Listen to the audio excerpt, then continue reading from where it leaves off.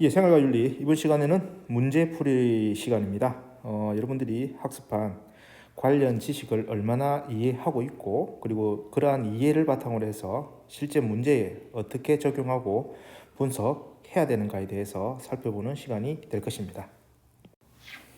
예, 첫 번째 문제 풀도록 하겠습니다. 첫 번째 문제, 가불의 입장만을 보기에서 있는 대로 고른 것은 이렇게 묻고 있는데요. 예, 보시게 되면은 윤리학의 종류에 대해서 이야기를 하고 있습니다. 자, 윤리학의 종류와 관련해서 우리가 문제 분석할 때 주안점을 둬야 되는 게 뭐라고 얘기했죠? 예, 기본적으로 윤리학의 종류 그리고 그 종류가 가지고 있는 각각의 특징, 그래서 이를 정확하게 구분할 수 있어야 된다라고 말씀을 드렸습니다. 지금 문제는 그 정도 선에서 이루어질 수 있는 내용이라는 겁니다. 어렵지 않은 내용이었습니다. 자, 보시게 되면은 갑은 도덕 원리를 정당화하기 위한 근거를 제시하고 있고 도덕 규범의 체계를 합리적으로 구성하는 것을 핵심 과제로 탐구하고 있다. 뭐였죠? 예, 규범입니다. 규범 윤리학. 자, 그리고 을입니다. 도덕적 담화, 도덕적 대화에 사용되는 단어와 문장의 의미를 분석하고 있고 도덕 판단이 참 또는 거짓으로 확정될 수 있는 방법을 모색하고 있다. 이거 뭐였죠? 예, 그렇죠. 메타죠.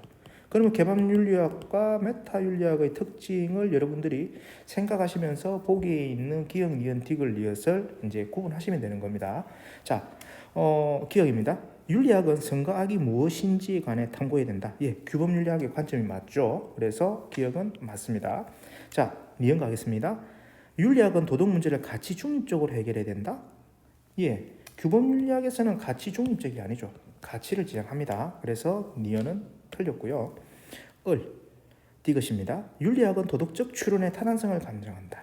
그렇죠. 이게 메타윤리학의 특징이죠. 그래서 디귿은 맞습니다. 자, 그리고 리얼입니다. 규범윤리학과 메타윤리학은 도덕 현상의 객관적 진술을 주된 목표로 삼아야 된다. 객관적 진술이라는 것은 아까 말씀드렸던 가치 중립적과 같은 맥락의 의미입니다. 그렇다고 하면은 최소한 갑은 아니라는 거죠. 그러면 리얼은 또 틀린 게 되는 겁니다. 그래서 답은 기역 디귿이 되겠네요. 그래서 답은 2번이 되겠습니다. 자, 다시 한 번 더 강조해 드리겠습니다.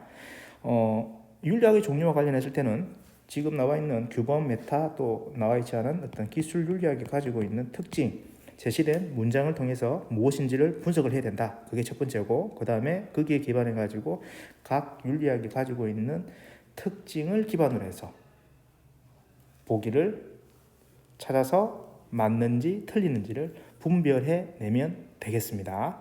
일반적인 패턴의 문제가 이렇게 제시되었네요. 자, 다음 문제 보겠습니다. 예, 이번 문제는 현대 윤리 문제에 대한 접근에서 동양윤리에 해당되는 부분입니다. 동양윤리 어떤 것들을 우리가 배웠죠? 그렇죠. 유교 그리고 불교 그리고 도가에 대해서 배웠습니다. 예, 일단 각각의 특징을 여러분들이 기본적으로 아신 상태에서 문제 풀이가 되어야 될 것 같습니다. 자, 그러면 일단 가와 나 어떤 윤리 사상인지 구분을 해야 되겠죠. 자, 이것이 있으므로 저것이 있고 이것이 생김으로 저것이 생겨난다. 이것이 없으므로 저것이 없고 이것이 사라짐으로 저것이 사라진다. 원인과 결과 서로 연결되어 있다. 이렇게 무명을 조건으로 의도적 행위들이 생김으로 무명을 없애면 고통이 사라진다. 예, 뭐죠? 그렇죠. 불교죠. 불교. 무명. 자, 나입니다. 저것은 이것에서 나오고 이것 역시 저것에서 말미암게 된다. 오름으로 말미암아 그릇됨이 있고 그릇됨으로 말미암아 오름이 있다. 그러므로 성인은 자연에 비추어 생각한다.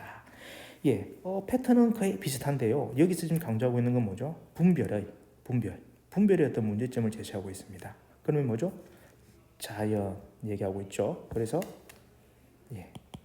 도가 사상이 되는 거죠.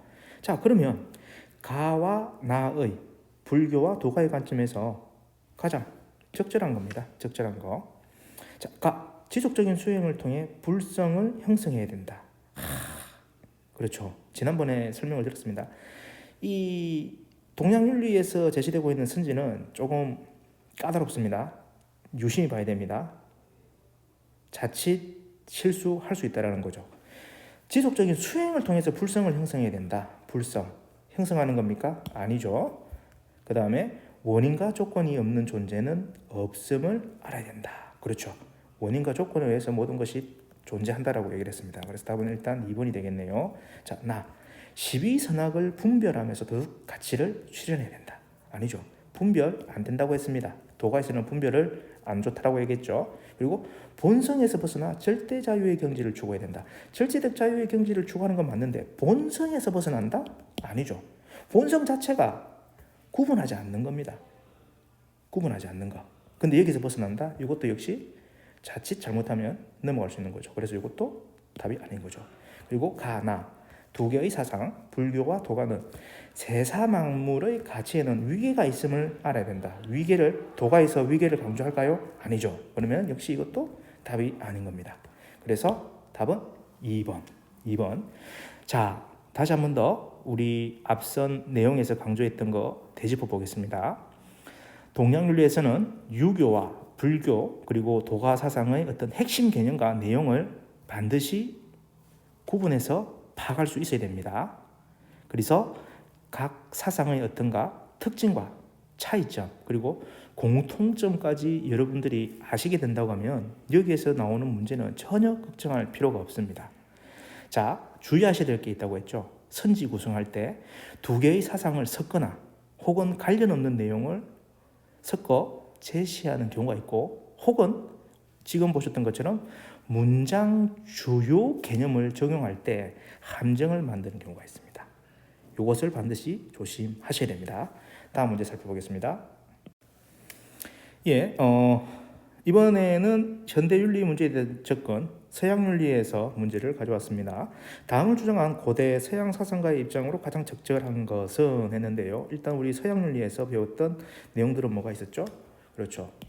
의무론이 있었고요. 그 다음에 공리주의 있었고요. 또 뭐가 있었죠? 그렇죠. 덕윤리 있었죠. 주요 사상들 이렇게 살펴봤습니다. 자, 행복이 덕에 따르는 활동이라면 당연히 그것은 최고의 덕을 따르는 것이어야 한다. 최고의 덕을 따르는 이성의 활동은 진리에 대한 관조이다. 최고의 덕이. 그리고 인간은 이성적 관조 활동을 할 때 뭐한다? 최고의 행복을 누릴 수 있다라고 되어 있는데요. 이 고대 서양 사상가는 누구냐면은 바로 덕윤리와 관련되어 있는 아리스토텔레스입니다. 자, 그래서 아리스토텔레스의 관점에서 맞는 것, 가장 적절한 것을 찾는 겁니다.